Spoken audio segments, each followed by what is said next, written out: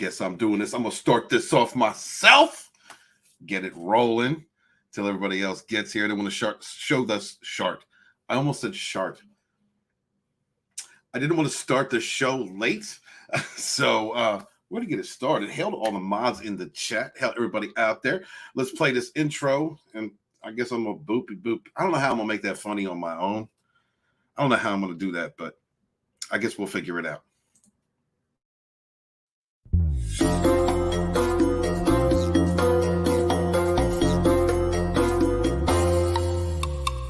Badoopy doo. I can't believe I'm doing this. I used to be somebody. Scotty doesn't pay me. He pays me in insults. That's how he rolls. That's how Northeastern people show love. But really a dick. Sorry about the monetization, buddy. I hope. Sorry, I didn't get that. Boopy doo. Oh, I missed the boopy doo. My bad.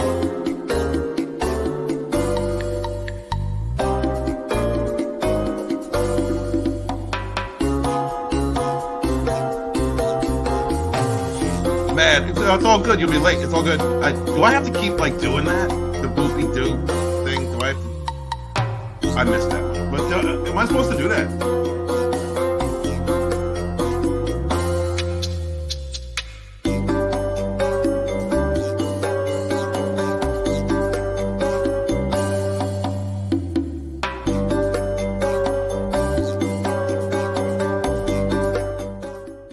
Mad Barber Entertainment.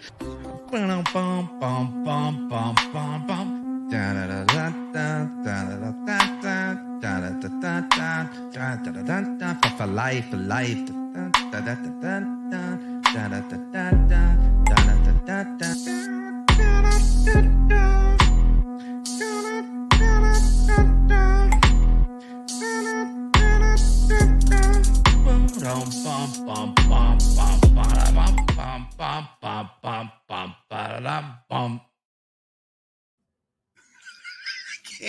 Mad's going to be here shortly. He's running behind.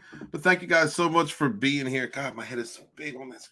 I don't like this. I don't know what ratio you got set up here, Scott, but we need to talk about that because my head looks too big. Hail the chat. Thank you guys so much. Look, if anything sketchy happens, with the signals, my computer's having an aneurysm tonight.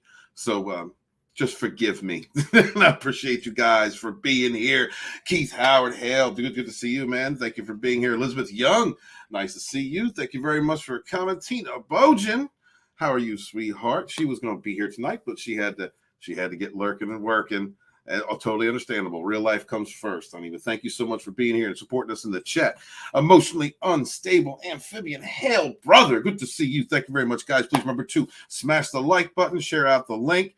And Scotty got demonetized for some bullshit BS, and he's been trying to. He went for his first monetization. Apparently, it failed, and that's bullshit because this channel, I've watched it grow from its infancy. I've been friends with Scott since we both started in YouTube.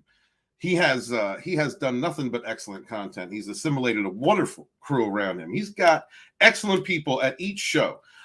Every single show on this channel, you will see nothing but the best, the realest people who are funny, articulate, people who can express themselves well, much better than me. I don't even know why I'm here. But you are going to find the best of the best at Sparker News Podcast and all of the people that he surrounds himself with. So thank you guys so much for coming and supporting this channel. Congratulations to them for hitting over 5K. And let's get to 6K. That's the next mark. Let's do that together. And guys, if you could please tweet out to YouTube and ask why this channel is not being remonetized. I don't think there's any reason for it. And also the same thing with other great creators in this community. Mr. Grant Gregory apparently is still got demonetized. Zax, for God's sakes, who's going to be having a show later. Please check out Zax. He's also not monetized yet. These are good channels, good people producing good content that we all get enjoyment from. So please subscribe to those channels and send out a tweet to YouTube. Ask them why. What's going on? What's the story? Why isn't this channel? Why is Sporky News Podcast not monetized again? Thank you to everybody else who's joining us from the other streaming, Odyssey and the Rumble. Thank you. We appreciate you guys. Thank you so very much. Let's continue on. Keely Chow is in the house. Always supporting everybody. Keely Chow is another chat brother of mine that I've seen for years. He is out there always supporting everyone. Doesn't matter what lunch table you sit at, y'all. Doesn't matter what clique you claim. Doesn't matter who's had a problem with who in the past, and whether it's in the public or private. Does not matter. This indie sphere is very important in all of us, our ability to express ourselves. This grassroots backlash began because we were told, we were labeled. We were told we couldn't speak our mind with what we couldn't love and what we could love, how we could love it and what we could do with it. We were also labeled with things that unjustly from the far left, from those blue hair weirdos, from the Twitter mobs, that loud minority of people projecting their own damage on others, their own hate, their own stigma, their own racist and sexist ideas on others, on us, and labeling us because we had opinions. Or we had things that we loved. This is where this indie sphere began. This is how we all came together, no matter what channel, no matter what cluster or group or umbrella you came from, to come across this channel and others around it within this indie sphere. It all came from that backlash, that grassroots backlash against people using our entertainments as platforms for division, hate, propaganda, and bigotry. And we said, hell no, no more. You ain't labeling us, which created this wonderful group. Everybody here in this chat, every person and every channel that you go through, and the chats that you are in, and the diverse international group of people, different backgrounds, different beliefs, different languages in some cases.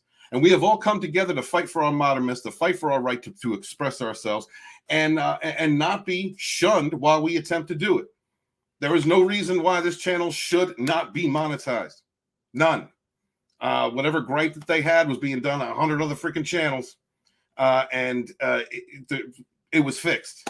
So what's the issue? Guys, please support Sporking News Podcast. Please support Scott, one of the realest dudes in all of this community, in all the indie sphere. I'll stand up and down for Scott all day, every day. So please help him and other people in this community who have lost their monetization, creators that you might enjoy. Support them like Keely Chow does. Thank you guys so much for being here. Appreciate you. Brightest Day is in the house. Yeah, all right, I guess I'll be here. I appreciate that, Zach. I had a chance to hug Zach once, and it was an emotional experience. I'm just going to say, I'm not gay. I'm just saying, I felt a kinship with him. I'm not saying docking occurred, but it was a very strong embrace, but thank you. It's good seeing you, Zach. Hell do you do? Thank you so much for being here. Bill Barkley's in the houses. By the way, I don't know who Jeff Beck is, but apparently he passed away. Yes, Jeff Beck was a musician. He passed away. And sorry to him and his family. I know that that 70s rock fan is out there tweeting about it and talking about it. Go check him out and that channel if you want to know more. Bill, thank you so much for being here. Much appreciate you. One Man Show was in the house. Hail, brother. Greetings and salutations. Greetings to you too. Thank you so much for being here. Much appreciate you. Let's see. Mad's going to be in here shortly. Doba Fett, howdy, Doba Fett, good to see you. Thank you for being here, man. Thank you for supporting the channel, guys. Please remember to hit the like button and share out the link. I do appreciate all of you. Time Prophet is in the house. What is it, Time Prophet? Hail, brother. Another great person traveling through all of the chats in this community. He's been friends with Time Prophet, chat brother for many years. Thank you so much for being here, dude. We greatly appreciate you. We would not be here. All of us YouTubers would not be able to do what we do without your viewership. With you are in as much a part of this channel as we are creating content. So thank you guys very much for your steadfast viewership, for sharing out these links, for hitting the like button, for letting people know that these channels, like your favorite channels in this indie sphere exist. We greatly appreciate you. Thank you very, very much. It is the longest intro ever. It's not, you know what? It's not the longest intro ever. Let's be real. I do like full-blown freaking videos for my intros. It's just that Scott's are weird. Scott's are a little strange, but they're quirky or kooky. But that's just how Scotty is, I guess so. Is it the wrong intro? Bro, I'm still learning the system. All right. You went on vacation and I've been learning the system. I don't know what's what. I've been screwing up every week, man. I blame Scott. It's easier to do that. It's easier to shift the blame over to Scotty. Can't wait to see you, brother.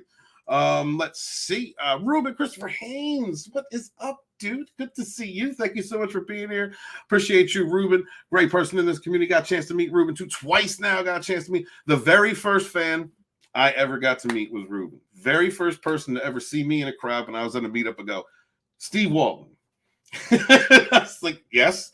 That was that. I'll always remember that experience, man. Thank you so much. It's crazy. I'm just another dude. And so to be recognized like that, be able to meet somebody that I've talked to in the chats for a long time, made a great deal to me, Ruben. Good to see you, man. Thank you so much for being here. Love you, brother. Let's see if I missed anybody else. Oh, there's Mr. Grant Gregory. Still working, maybe there. Hey, get here when you get here. Real life comes first, Dad. Take care of what you got to take care of, Grant. It's okay. I can hold a stream down by myself if I got to. I am okay. Let's see. And Mirror Spheres Origins in the house. What's up, Mirror Spheres? All hail to you, writer in this community. Guys, please remember to support your independent creators out there. Support Mirror Spheres Origins, or whether they're creating novels or books, content, gaming content, whatever it may be. It is very important. Every single time you share out a link to an independent creator, you are helping a person to succeed. Not only that, but you don't understand how much it means to people that when we see you guys retweeting our stuff out there, or to an independent creator who maybe, who's fighting the industry. And as much as I know there's a lot of topics that go across this, depending on what show you come to Sporking News podcast for, but it pretty much covers everything that I like to cover. And if it comes from politics to our modern myths, we have been fighting the industry. We have been fighting politicians. We've been fighting for our right to speak, our right to stand up for what we believe, our right to do what we have to do. And while we have been doing that, we get sequestered by several different platforms in different ways. And also in public, we are shamed for having a difference of opinion. Those hate mobs come after us. We're also dealing with an entire industry out there, Hollywood. We are dealing with almost the entire. I mean, there's just got to be a few good ones out there. But we're dealing with an industry that is constantly shoveling crap down our throats and telling us it's entertainment. Propaganda, trying to divide us using our myths, things that we love. Changing them in order to fit their narrative so they can make fun of us and then point the finger at us when we get upset. We've been fighting that all across the board. That is why we have the industry that we have. That is why we have the explosion of YouTube channels that we have, why we have independent creators like Mirror Spheres Origins. We don't have an industry to support us. We only have each other. So please make sure to share those links out, guys, and I greatly appreciate that. Let's see. Elizabeth Young says, why are my peeps getting demonetized? I don't know. It's wrong think, Elizabeth. It must be wrong think. It's guilt by association, perhaps. I don't know. It just seems like certain channels get picked on with little things that other channels don't get. Lots of channels don't get hit for, and they get demonetized. But thank you very much, Elizabeth. Yeah, this is not something that someone else that can speak on that, the greatness of this indie sphere, what it means to support independent creators, and what it means people who get demonetized, and how it hurts them, or possibly why, will be the great Culture Casino. What is up, my brother? Hey, Steven. Yeah, no, you're right. I mean, when you get hit with, even if it's just a claim or a strike or whatever, anytime they strip money away from you, without like legitimate cause, it's a problem. But consider this: one of the people that we have in our sphere, one of the most talented, I think, is Zax, Zaxx, right? Yes. And dude was monetized for like 3 days. Do you know how I know that? Because I went on his monetization stream, and then like 2 days later, he was demonetized. That's messed up. And they have never been able to give him a reason. They've never, because YouTube doesn't give you reasons. You have an incredible independent creator. He is like, I don't reuse content, I didn't do whatever. He's deleted anything that he would perceive would be offensive, and they will not remonetize him. Our buddy Scott, the channel we're on right now, right? He's in the same position. It is nauseating, actually, when you think about it, that you as a creator are going to go about doing your best in everything that you do, which also includes playing by the rules. But the problem is the rules continue to change, and you're never warned that the rules are changed. So there's no opportunity to correct. There's no opportunity to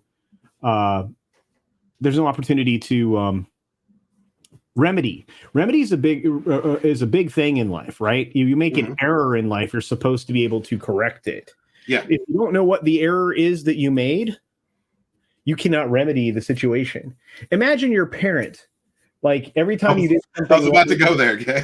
yeah, every time you did something wrong in your life, whooping your ass, but they never told you why you got your ass whooped. You know? Mm-hmm. And that doesn't compute. Let's just put it that way. It's also, I mean, we have this concept of fairness in this country, maybe not in others, but in this country. That fairness is, to be informed about whatever it is that's going to affect your life. And I'm sorry, the rules aren't clear enough. They're made vague intentionally so that they can take unprecedented action, right? Unilateral action is probably the better way to go about describing it. That's rough. That's rough. And again, Scott is still, for whatever reason, demonetized, and he shouldn't be. No. He just crossed 5K again, Stephen. Yeah, congratulations to him. That's incredible. Again, though, but again, it had to that's be what again. I just said. Again, yeah, again. They took 500 from him. Yeah. It's weird, but I know we have somebody waiting in the back, and I know we all can speak on this. Let me tell you. All right. Well, bringing up next on the panel, guys, please welcome Lil Chad. Thank you so much for being here. Hello. I'd be more brother. excited, but I've been told my monotone voice doesn't inflect. That's a mad cheesemo commentary. But so I don't know. It's fine. Oh, thanks for letting me be here. Yeah, and Matt is a YouTuber's YouTuber, so just I believe Yeti is the YouTuber's YouTuber. Mad might say he has copyright and trademarked that, but we went over that in our last movies with Mad, and he did not follow the rules. So he's out of luck. He didn't write it down, submit it, do all the good stuff. So Yeti gets Yeti Cast is incredibly talented as well. So no, he's a great guy. Criminally undersold. Yeah. Absolutely, man. Good to see you, Little Chad. And the gentleman is here for whom the show's namesake is after. Guys, please welcome Matt Morgan. What's up, brother? If I remember what email I have access to Scott's channel to kick you off, Chad, I would. I heard what you said. I was in the back. I was listening. Look, I am the YouTuber's YouTuber. Literally in my theme song. If people want to have more information on that discussion, they can go to Matt's channel and watch the most recent movies with Matt on the Miami Connection. Man, that was fun.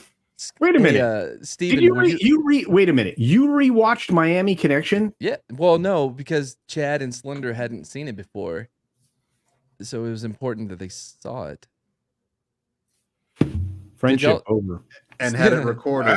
To monitor to Steven, did you see the dramatic reading we did? Yeah, I had a chance to come in there, and that was fun. What's how often are you doing those? What are you doing next? Wait, are you doing? Oh, what were you doing? Oh, you said it today. What's that? What's that? Oh, Battlefield Earth movie? No, not Battlefield Earth. Last Dragon? No, Last Dragon. Oh, yeah. Barry Gordy's The Last Dragon. Yeah. You said you were going to be doing that. Oh, shit, folks. News just broke. Yeah, no, I just told them we're doing Barry Gordy's The Last Dragon soon. Nice. That is not the news. It feels like I hope it's not going to be about Jeff Beck that you're talking about. That was sad. That is sad. What happened? Jeff Beck passed away. How the fuck did that happen? I believe he's no longer alive. So. Right. His function stopped. Yeah. I don't know who that is. He's a guitarist. Yes. He had bacterial meningitis, apparently. Bacterial meningitis. Oh, wow. That's no bueno. Hey, notice how they killed my dad. Notice how they just gave a cause for him. Well, it happened in England, so I think they're a little more open with that, I guess, maybe. Well, no, they're not. I mean, there are people that have, passed over there that you never know why that happened. This was news. Oh, yeah, they kicked Susan Arnold's butt out. Huh. Which, if you were Cameron Pasha, I would say that you could add another tick box into your theory on what actually happened. I I am handsome, but I am not Cameron Pasha. I have way more hair. Can you, for those in the audience and myself who has no idea why this is important, can you please explain it? Clue. Okay. All right. So Disney had the chairman of the board was Susan Arnold. Susan Arnold was instrumental in making sure that not only Chapek got some kind of support after Bob Iger bailed, but also that she was instrumental in him getting a contract renewal that made it so that he got a 3-year extension. Mm-hmm. Putting Mark Parker here clearly indicates that Disney has no interest in mending their ways, and be prepared for WEF woke time. Oh, wonderful. Yeah. All right, look. No, I'm going to be honest. I zoned out while he was explaining all of that. Gotcha. Can someone give me the non-6-minute daily version? That dude likes woke stuff, and they're totally going to go in the woke direction. Who chairman is of Disney? When you're running a publicly traded business, you have the executives and you have a board of directors. The board of directors is actually who is ostensibly actually in charge of the company, and they appoint the CEO. Like they are the ones who give the contracts to the executives. So it's a big deal when the chairman of the board gets booted. That's effectively Iger putting and his people putting in someone so that he can get rubber stamps on everything he wants to do. Iger was the chairman of the board up until Susan Arnold. And what's interesting is this guy, if you don't know who he is, if you want to know just how woke he is, this is Nike guy.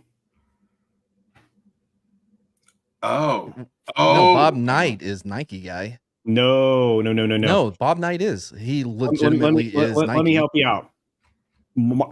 Mark Parker is Nike's executive chairman. Well, let me help you out. Bob Knight is the owner and creator of Nike. That's why I said he's the Nike guy. And he writes blank checks to Jordan to just goof off in Hollywood. Loves Oregon. Jordan the Oregon Knight. Ducks. Yeah, that's why the Ducks. It's like for those of us on the East Coast, it's like Maryland with Under Armour. It's like Maryland Oregon has Under Armour University uniforms. They have 12 new uniforms every 3 months or some shit. They have 12 new uniforms every half. Like Oregon is the same thing. Like they thought they would be able to get recruits because Nike gives them new uniforms like every other week. See, it's not fun when people talk about shit you don't know. I knew all of that stuff. I mean, I'm lost. I've been lost for like 10 minutes. Yeah, so I was going to say I actually knew all of the stuff about Nike. Yeah, it was forever. I also know that they use slave labor to manufacture athletic equipment in China and other places. I just know that Nike ain't got nothing on starter. When's that shit coming back? Oh man, no kidding. I'm gonna break my starter jacket out from. Man, I want Dadas to come back. What were the name of those goofy ass skater pants that everybody used to have, the like really giant ones? Do you remember those in the 90s? What? The what? The like that skateboarders and skaters would have. Are you talking about Jinkos? Jinkos, yeah, that's those ridiculous pants. I can't believe we went from Jinkos to these skinny jeans. You want to talk about overcorrecting? Right. The irony is, as America's gotten more obese, we went from Jinkos to skinny jeans. Like, instead of having the pants that could handle the task required, we decided to stuff. Somebody thought muffin tops were really hot, and that's just what it was. Oh, you talking about the hip rider jeans? Top of the muffin to you was a sign. We went from hip riders to all the chicks wearing their pants above their belly buttons. What is happening? I've now just realized why I don't come on this show anymore. Oh, you want to go back to talking about boards of executives and shit? That was supposed to didn't work out that way. It was really dry. It was very dry. That's usually the way I work. Hard to tell. Yeah. Look, I work in finance. I can go whichever way the conversation needs. I know, and I appreciate that about you, little Chad. You are very well informed. Marby Dogs, he's saying I haven't purchased any Nike gear since they helped Kaepernick. Blah. Man, I don't even wear Nike in 2K. What are you talking about? I do rock Jordans in 2K though. Can I ask you a question, man? Oh, I know what he's gonna do. Yeah. Did you buy the last Madden game, man? Listen, I am not going to pre-order this year's. Easy to answer question. Did you buy Madden? Yeah. I'll say this: the tackling seemed to be improved. I promised Tackling myself. animation is better. It's the big changes here. I promised myself I will not pre-order the most expensive version of the game this year. All right, not doing that anymore. It doesn't. Yeah, but you're still going to pre-order the game. See, Do you remember when your incentive to order Madden every year used to be because you had to get the new roster and that was the only way you could back when it was on a cartridge? Like once they started allowing you to update the rosters through the internet around PS2, a new Madden every year kind of gave, was like, what's actually new in the Madden? Well, okay, that is the exact opposite of what happened. You have to remember at that time, 2K was making their own football game. And the last year that they had access to the license or whatever, they were $20 cheaper, and it was a better game than Madden. But they pushed Madden. Was that the one all that those I had years friends who were for like, innovation? It's awesome on Dreamcast. It's like, Dreamcast. Go ahead, man. I was just gonna say.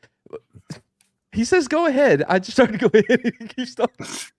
All I was gonna say was, in that time, getting the new Madden or 2K game every year, it absolutely made a difference because they did put a lot of big changes in each year. It's only been since EA has had exclusive rights that this has become stagnant because there's no reason for them to try. They already have their built-in audience. So, one of the other reasons that Madden super sucks now, and I'm sure both of you will agree, is because they no longer have the college teams. Remember, you could develop your recruit, play at the college level, and then import your recruit to Madden. That's coming back though. NC2A and that's coming back. The reason why they couldn't do that is because the players weren't receiving money. Yeah, the likeness bullshit. Yeah, but that's coming back now. Well, we'll see. Let's start off on. We will. There is a new NCAA football game coming out. Did you have actual topics in place for today? Yes, I did.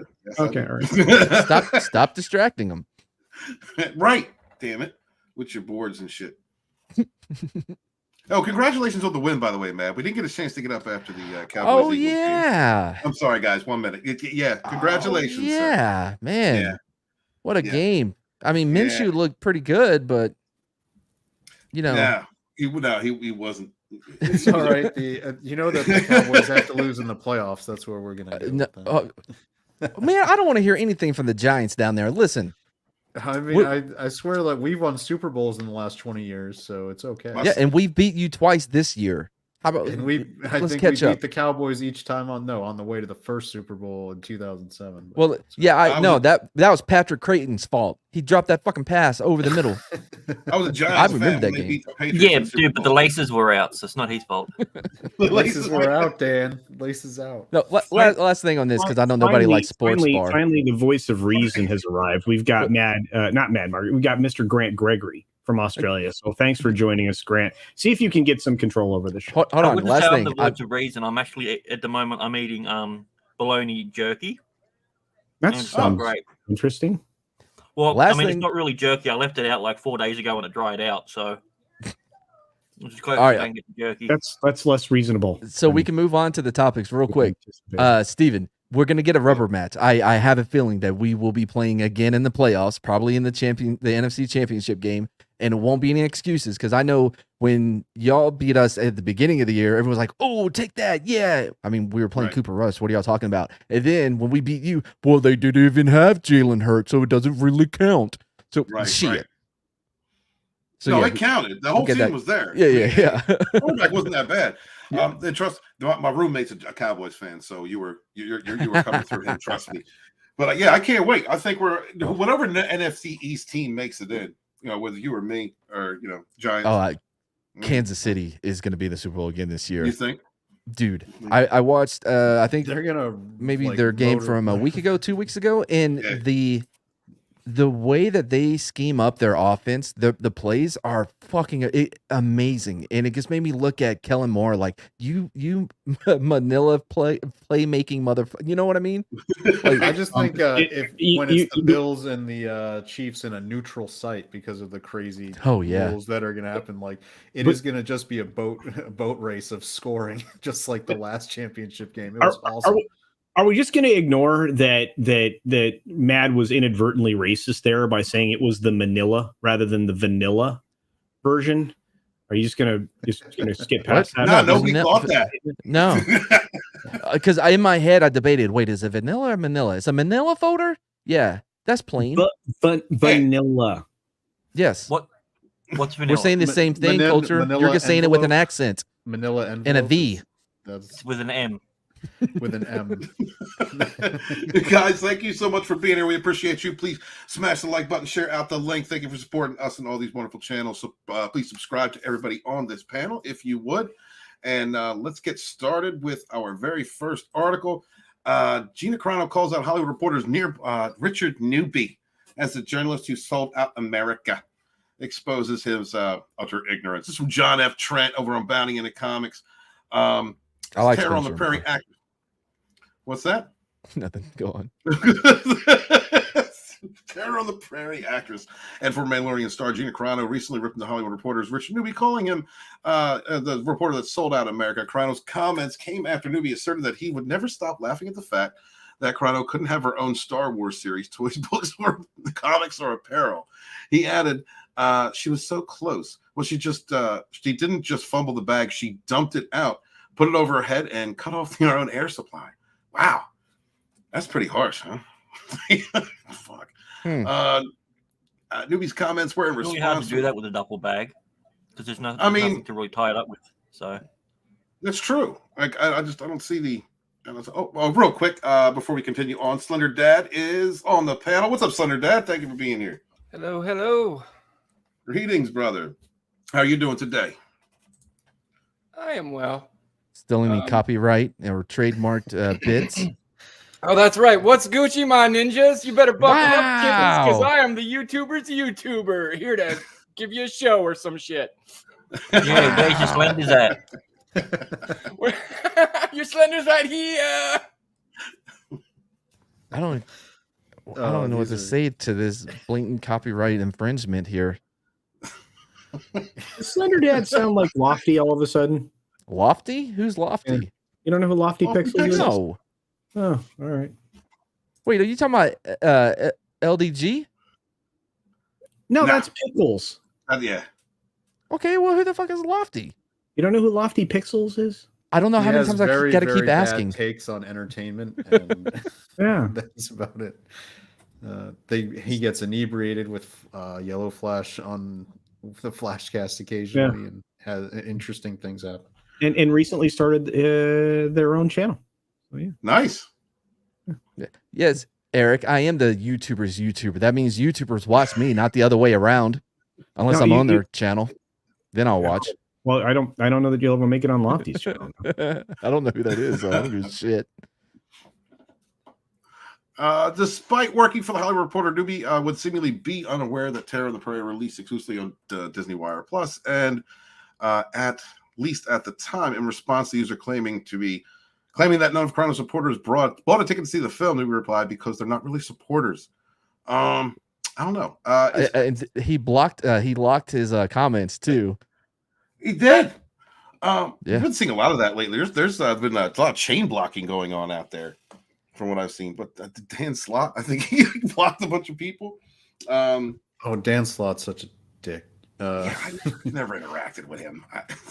It doesn't. Yeah, you're probably better for it because no one personifies the terribleness in Marvel more than probably Dan Slott and I guess well, she's not at Marvel anymore, but the former editor Heather Antos. But those two would pretty much sum up Marvel the last 15 years. Mm-hmm. Yeah, let's continue on. Has anybody seen Terror on the Prairie? Is anybody a Gina Carano fan? Yeah. What did you think of it? Whoa. It's been a minute. I remember it was good. Mm-hmm. I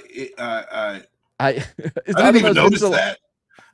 I remember that there was I didn't have issues with it so much, but there were a couple of things that I mentioned. One, there was no music in it, which I kind of go back and forth whether or not I appreciate it or not, because I know the lack of music can really emphasize something that's happening on screen, but it's usually when it's, you know, sandwiched between music, you know, when you can notice that it's cut out, like in Heat, when they rob the bank and Val Kilmer is coming out and he sees them and then the music cuts and all you hear is the rounds and the echoes from all the buildings. It's one of the greatest shootouts ever put on film.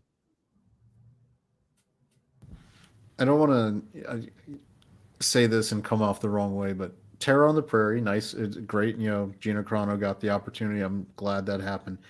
Westerns that are female led have always kind of not worked for me. Well, well, that's because you've never had a menstrual cycle. You can't really relate to them. I will say this. I don't want to. It's like I grant that is probably something that sounds sexist to say outright, but like I'm sure it could work, but I have not seen one that has worked yet.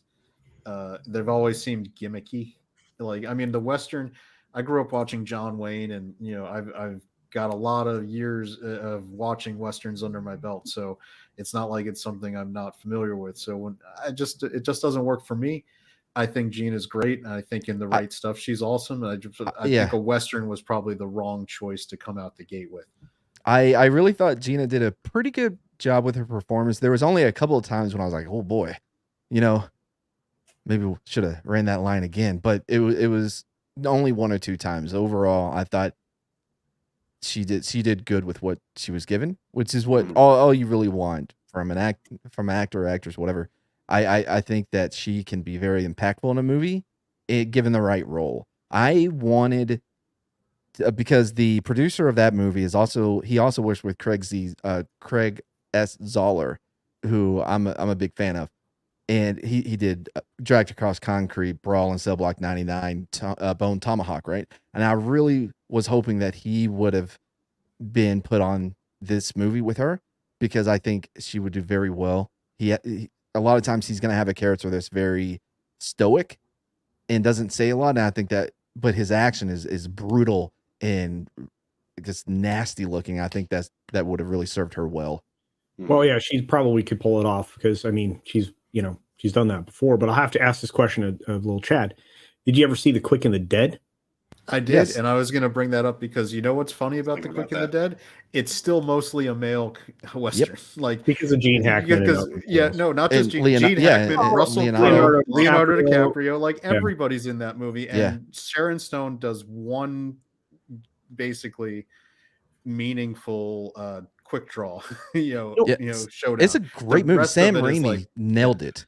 Yeah, he really did. I mean, it was one of his early films that I really fell in love with. You're right, Matt. It was good. Yeah, but I think because that's the one I was going to say, the only one that sort of worked, and I feel like that one is still a mainly male Western, and that the lead characters that are more interesting in that movie, if you go back and really think about it, Russell Crowe's character is so much more interesting than the standard like hack backstory. And then obviously Gary Sinise in the flashback playing Sharon Stone's dad. I think he was more memorable in Quick and the Dead than Sharon Stone even was. I mean, well, I'll admit, I forgot he was even in that movie. And you know what didn't serve her? You know what didn't serve Sharon Stone in that film? That she weighed like 80 pounds. And no, that she wasn't in like she wasn't brought in by the sheriff where she was wearing a skirt and could cross or uncross her legs. Nah, she was really good. That was a nice Basic Instinct reference. I would have gone with the King Solomon Mines reference for Sharon Stone and really there you go. Wow. All right. By the way, that's a movies with Mad we should do is like King Solomon Mines, and they shot those like back to back with Richard Chamberlain, and apparently on set everyone hated Sharon Stone so much they would just like pull ridiculous like terrible pranks that would probably get them arrested now. By the way, I think that women definitely can have some pretty good performances, or in a two-hander rather than them being the actual. If you look at Hostiles with Kristen Bell in whatever her name was, I don't know, blonde actress 3, I don't know. I thought they worked really well together, and she acted her ass off in them. If you haven't seen Hostiles, do yourself a favor. That is one of the rare great modern westerns. Really? It's really good. Let me one up you on, one of a classic Western tale in Las Vegas, as a matter, in Nevada specifically. That was a Showgirls. It was incredible. The female action in that was top notch. Yeah. I mean, you could have went with Bad Girls, the Western. No, Showgirls is the best Western or ever seen. Banditas. Or There's Banditas. There's at least 2 women in there that wear cowboy hats. I really did enjoy that film. Lots of biddies. Especially Also, what about version and rated also version? the Rooster Cogburn? What True Grit. Yeah. She was good. By was it the Coen brothers who did that one? Yep. Oh, so not the John Wayne one. No, the John Wayne one was great too. I mean, yes, it's interesting that in both those movies they cast aging Hollywood icon kind of people to play. Look, Rooster Cogburn. I grew up my dad is a huge Western fan. The only channel he knew how to get to on the satellite was Star's Western Channel. That's it. Until my father still asks for where that channel went. That channel's like still in standard definition. They haven't even made it HD. Well, yeah, because they don't know. Anyway, I mean, behind my couch was a painting, a huge painting of the Duke. Okay, so I've seen all of his movies and I enjoy a lot of them. However, I think the Coen brothers. Genghis Khan. That was one of my favorites. Yeah. I think the Coen brother True Grit was I enjoy it more. Maybe because it, you know what I mean. What I liked is the Matt Damon character being so was their character. Matt Damon was a better version of that character. Yeah, definitely, and it worked. And it makes the movie work better. I like John Wayne's The Shootist. I think is probably my favorite. I need to actually interject here because not only strayed from the material we're supposed to be covering right now, there's a reason. Is because the material is somebody wrote a bad tweet and got. I'm gonna go. Here's the thing. No, the conversation was leading great. No, I appreciate all the wonderful. Oh, Colin, I had a wicked segue to bring us back too. Oh man, it's all ruined. Yeah, he just got in the way of it. But I wanted to bring this up. We're not going to go through the entire article, but because it was really well written, guys. Please go check it out. Bounding into Comics. John Trent put a really nice article together about everything that had happened to Gina since the reason she was let go from Disney Star Wars and all of that, all the things, the fallout afterward. But she said, here's a contributor at THR who repeatedly joins an online mob of mostly anonymous accounts harassing me. Are you aware that we released Terror on the Prairie exclusively on Daily Wire? Did you know that the ignorance is spreading and hate is your only purpose? Or is our ignorance and spreading hate your only purpose here? We have seen over the years the online mobs. I was talking about that earlier about the people that gang up together because their fifis are hurt. They want, and you have an opinion they don't like, and they come after you. The tweet the comment in question that had her fired or got her let go had to do with talking about the Holocaust, something that one of her co-stars had done, and in a very directed way toward 73 million Americans, and nothing happened to him. The bias out there in the industry is very pronounced. All across, all of the news, all of the websites that we have seen bullshit, garbage articles come out of, aimed at people, whether they're actors or whether they're fans or YouTubers, whatever the case may be, driving harassments at others with bullshit arguments. We've seen that happen to Gina. I think it's one of the things that really carried her to, prominence beyond what simply moving from MMA to acting.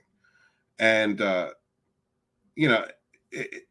what do you think? What do you guys think, Matt, about the way that the online end of the God damn, I can't even speak. What do you think about the way that the media, the garbage media, attacks or comes after people who have a difference of opinion, usually leaning conservative? I was hoping you were going to go to somebody else. I was looking at John Wayne movies. My bad. No, you good.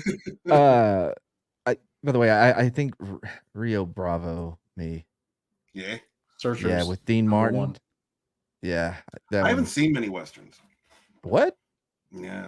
Oh man, I'm have you ever seen I'm looking through Tombstone? his filmography. Did he ever play a bad guy? Because I'm not seeing one. I don't. I'm not sure. I mean, the Genghis Khan would be the shootist. closest, but he was the main. I guess I don't know. Even in the shootist, because he was a aging gunslinger, but I don't know. Yeah, I wouldn't say he was the bad guy. Yeah. Well, I mean, he was a protagonist of the film for sure, but I don't think that they portrayed his past as being that of being a bad guy. No, but as far as the Hollywood or the media treating, I mean, I don't even know if people can be surprised now. Eventually, people are going to catch on, like, and can stop listening to a lot of these people. Like with Rotten Tomatoes, it has a 97% rating. That means nothing to people. It used to. It really did. But now I look at it as, oh, okay, this is going to be shit. And then when I see a 25% rating, I'm like, oh, I'm going to check this movie out. Right. More often than not, it actually turns out that I enjoy that 20 to 25% movie far more than their 90, and above. It really depends on if they're the issue is if you're not actively being political in your movies, if you're not actively hammering the message, then they see you as being wrong. And it's the anti-racist. If you're not actively being, not racist, then or speaking out against racism, then you are being racist. Well, it's like not that's even the how they wrong treat all of message. it. You're right. But it's also like a. Go ahead. It's neo-Marxism. That's what it is. Yes, of course. What's really funny about this one is this guy supposedly is a contributor to the Hollywood Reporter, which is one of the trade magazines of the industry. Deadline, Hollywood Reporter, Variety. Those are like the trifecta of actually being the official publications of Hollywood. And this dude either on purpose messed up how streaming works, because the way he was trying to dunk on Carano was pointing out that it only made like $800 in a theater, where it was played like one night in one city, just to get a release before it was on Daily Wire. And that's on purpose. So these trade publications have to know the economics with streaming. Like, streaming movies don't get released in the theaters. They don't sell tickets. The box office is meaningless for the measurement of success. The only people who know how much money Terror on the Prairie made is Daily Wire. Right. Because they are charging $5, whatever Daily Wire plus whatever their subscription is, to get access to that movie. And that's true for Netflix. That's true for HBO Max. Like, we don't understand the economics of what actually makes them money at all, because they purposefully don't put it out there. So this guy was either lying on purpose, or he has no idea how the industry he is actually hired to cover actually works. Either one of those scenarios is really bad. This was this was a dude. No idea, and I mean, we've seen this an example with the Rings of Power. We've seen it with Willow. We've seen it with everything that comes out now. They're not stupid. I mean, they're kind of stupid, but they're not stupid. It's willful ignorance. Yes, we know what we're saying is wrong, but as long as we can get enough people to believe it, it'll feel right. Right, because the end justifies the means. Because they look at this as, okay, for the greater good, I'll say this or whatever. It's like it's what that one dude said about Donald Trump. Remember, he was asked, well, what about all this stuff with Hunter Biden? He's like, doesn't matter. They could do whatever. Oh, you're talking about Sam Harris? Who was Sam Harris. I mean, he could have kids tied up in his basement. I wouldn't care, because we had to get rid of the evil Trump monster. Exactly. Right. It's that kind of shit. But I didn't know this dude that was like, oh, it made $800. I thought that was a rando. Or maybe a YouTuber. I didn't know he was a Hollywood Reporter guy. Yeah, he has a job. Yeah, he's really punching up right now. Unfortunately, he can't actually reach the chin he's swinging at. But he's not punching anywhere. You can see his tweets are protected now, because he. What is the line from Tombstone? Speaking of westerns, you called down the thunder. Well, now you got it. It's like you tried to pick a fight to get some like clout chasing, right? It's a tried and true thing that these guys try. I'm going to up my profile by trying to mob somebody. And then it backfired on him. What's that meme where it's someone shoveling shit over a fence and then it comes back on him. And that's what this guy ran into. Yeah. You're right. It's kind of it's chasing any kind of attention with a bad take. But they do it so then when it fails, they can cry victim as well. Oh yeah, without a doubt. Oh yeah, you saw the same thing with that person who was like, I don't like this person. They follow libs of TikTok on Twitter. Yeah. And then people were like, well, let's take a look at your Twitter. It's like, okay, so you're into brony child play. That's a bit weird. Their response was, if I was a pedo, I would just come out and say it. I've always been honest. Oh, what? I'm going to ask you guys an opinion because I might send a message to Elon Musk. Mm-hmm. Oh, sure. Do you think a feature on Twitter should be, if you go out and drop a shit post like this, right? If there's enough engagement with it that's negative enough ratioing of it, that you shouldn't be allowed to protect your tweets anymore? What? No. I think that you 100% should be. I think 100% you should be able to decide which of your tweets are opened and which ones aren't. No, you shouldn't be forced into anything like that. Just like I think if you open the door to, hey, act out, shit post, do something stupid, you can't be protected, because I think if people would do it less. Because they sound a lot like that cancel culture there, Vic. I mean, because you absolutely can have your tweet retweeted. Can you not? Can he not be quote tweeted? So there is a response to what he said. Tweets. Yeah. It's not as if he hasn't seen what I like this idea. You drop a shit post, you get ratioed, you all of a sudden get your protection pulled. And that is also relying on who is deciding which is a shit post and which, you know what I mean? No, it would be automatic. It would be automatic. You could tell by the ratio. Like you can actually. That's what we want to do. We definitely want to trust it to an automation. Hey, no. Analytically, if you can see the analytics and reach of a particular tweet now, right? Well, there's no thumbs down. Quote tweet doesn't necessarily mean that it's a bad thing. You could have a lot of people that quote tweet and go, "Yes, I agree 100% with this." That doesn't necessarily mean it's a negative. That's always the minority. But okay, so let's have it. Okay, how about this? I'd like to see the numbers. How about a thumbs down button? How about you can turn off interactions, but if the minute you do, you get a thumbs down button. What? Why? Here's a thought, and this might be just an easier way to solve the whole problem, right? Your tweets aren't grandfathered into whatever your settings are. So if you decide, oh, that was a bad tweet, you don't get to go back and change the settings on that tweet. You can change I pay $8 a month to be able to do that.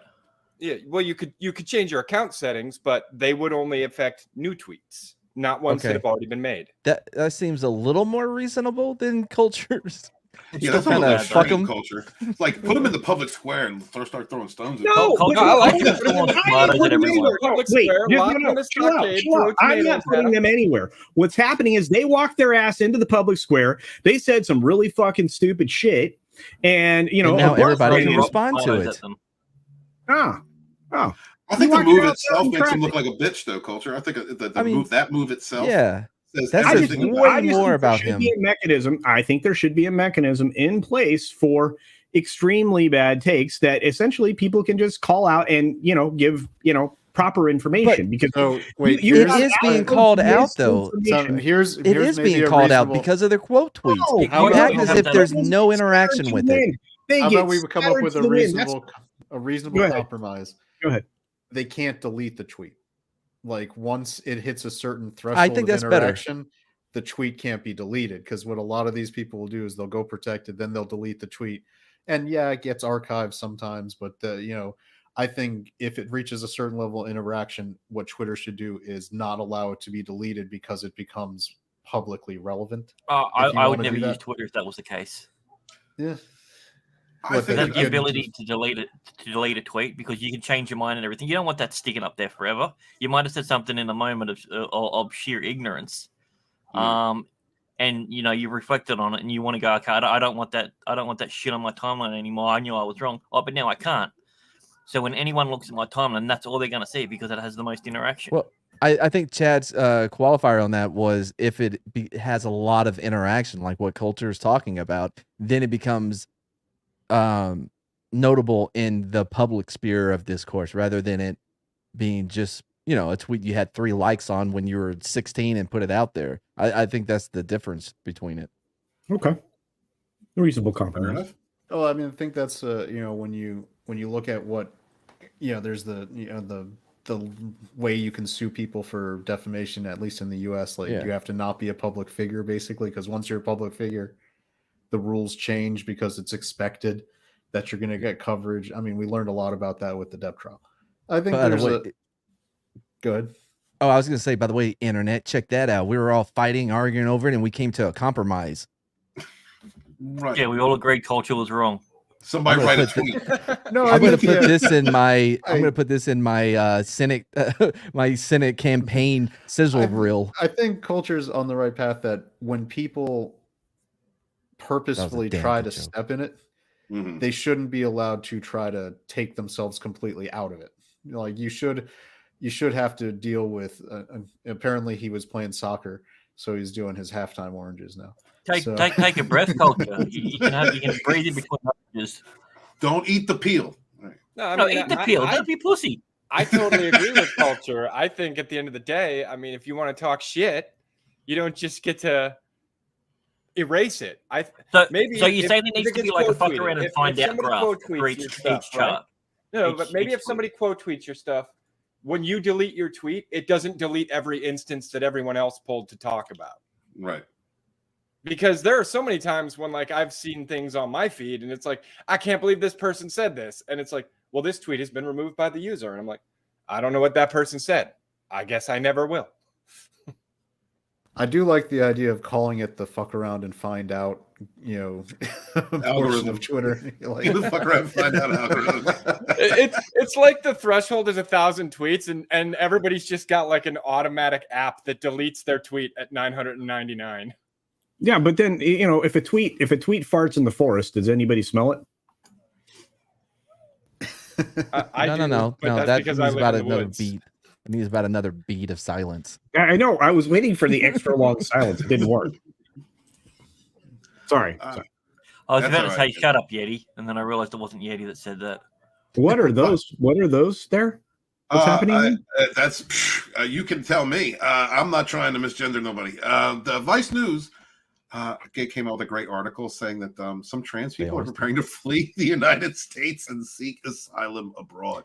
Ooh, I have a few suggestions. They could try out. Are they seeking that in Iran? Beautiful this time of year. What's really hilarious is that one of the countries that's most accepting of trans people is Iran. Is it really? Because it means that makes you not gay. That means you get to be a girl. So they'll do that. It's weird. It is the funny. They'll do that. They'll pay for your surgery even if you didn't ask for it, and then, then you'll be married. It's kind of the willful ignorant thing again. Like, well, I mean, I didn't know it was a dude. How was I supposed to know? They had a burqa on.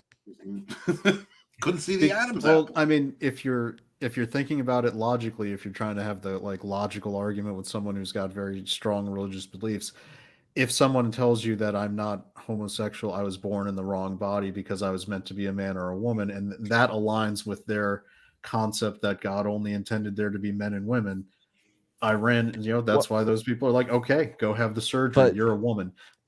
But that doesn't work because God is infallible. He does not make mistakes.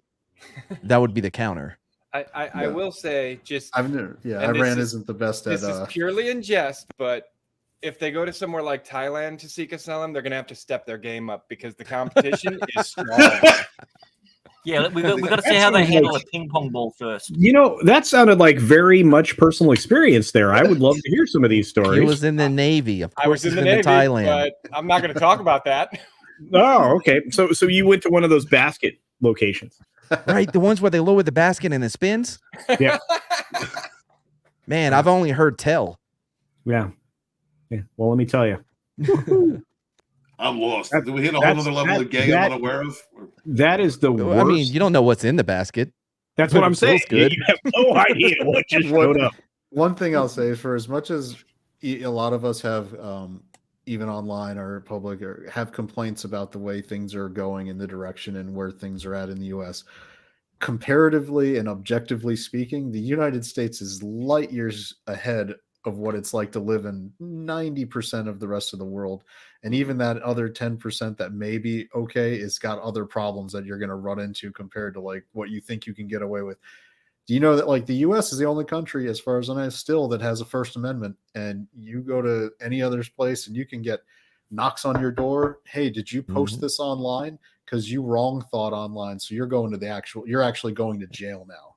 Hey, we got a complaint. You were praying in your head. I mean, that was happening. That happened. I thought it was in Turkey. You can be detained for insulting people. It's against the law there. I mean, that lady in England was hooked up for standing quietly, praying silently to herself. What she said was, "I might be." Oh yeah. She didn't even admit to praying. It was attempted praying in your head. Is what you got done for. Yeah, that's insane. It must have something to do with how not everyone has a inner monologue. Did y'all know that? I thought maybe her theta waves were like interrupting, like, you know, all the abortions that were happening or something. But actually, what Little Chad said is what I wanted to lead into with this is, I think there's a lot of gaslighting involved here. This country is free enough that there are, you know, people who feel differently, that feel transgender can have operations, can work in the workplace. We've seen more recognition for them since the great bathroom debate of 2012, which never needed to happen. Pushing a minority group within this country who's already dealing with enough issues with a high enough suicide rate in the forefront in everybody's face, and then waving their dongs or lack thereof around. This has been used as a cudgel to create division and to beat people over the head with something that to some people, most people do not understand, and some people feel very religious about. You know, if it's against their belief system. What I believe that this is just, I mean, Vice News, first off, is garbage, but this is just another attempt to create division amongst us. When you have in a country, I wanted to show you guys an article that I saw today that just, oh my God. Okay, Vice News is talking about trans people are trying to flee. Meanwhile, Harvard trains medical students to treat transgender infants. This is insane. You're going to tell me you're going to run from a country that's pushing so hard to indoctrinate people into, for whatever reason, into the belief that that children, infants, can be recognized as not being the gender that they were or the sex they were born with. This is maybe the most messed up thing I've ever heard in my life. They are incapable of communicating their thoughts and desires. Like, they can cry. Yeah. Right. I came back at the wrong time. What the fuck is this? I understand how the slippery slope is real is kind of becoming cliche at a point, but right. I mean, there was a point where they were like, maybe, you know, all babies should be non-binary until they choose which sex they are or what gender they are. But to in any way say that there is any possibility that this glowworm, because that's what they look like, newborns, has any idea of what gender it may be is absurd. Yeah, why is that kid in a straitjacket and tied to the crib anyway? Just in case his gender gets loose. They do that for babies that are colic to help calm them down. Oh, yeah. I mean, what? Well, wait. Okay. What? All right. Well, this is the issue, right? Transgender people have freedom. We all have the same freedoms. That doesn't protect you from criticism. It doesn't protect you from people thinking however they want to think, because we all have those protections. The Vice News shifting the idea that you know, they're going to run from the country. Where, first off, can anybody count on one hand how many countries would be accepting as the United States when it comes to that? 3. Well, right. And what's their asylum request going to be? Because it said they were going to request asylum from what? An inordinately high amount of power in a society where you don't really deserve or haven't earned it? Yeah, because isn't that the thing about the asylum is you have to be running from a oppressive government, not Well, mean tweets. yeah, the government is so oppressive that they pointed a transgender to one of the highest positions in the country. Quick, I need asylum. And they light the whole White House up with rainbow colors, even when it isn't Pride Month.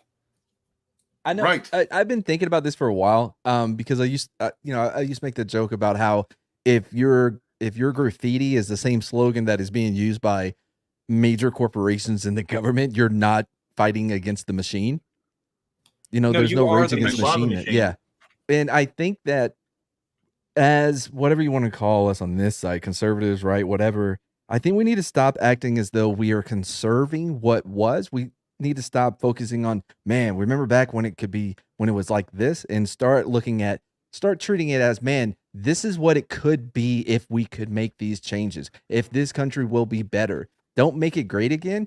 Let's make it great. Because I don't know. We're always put in this position of Mardigan.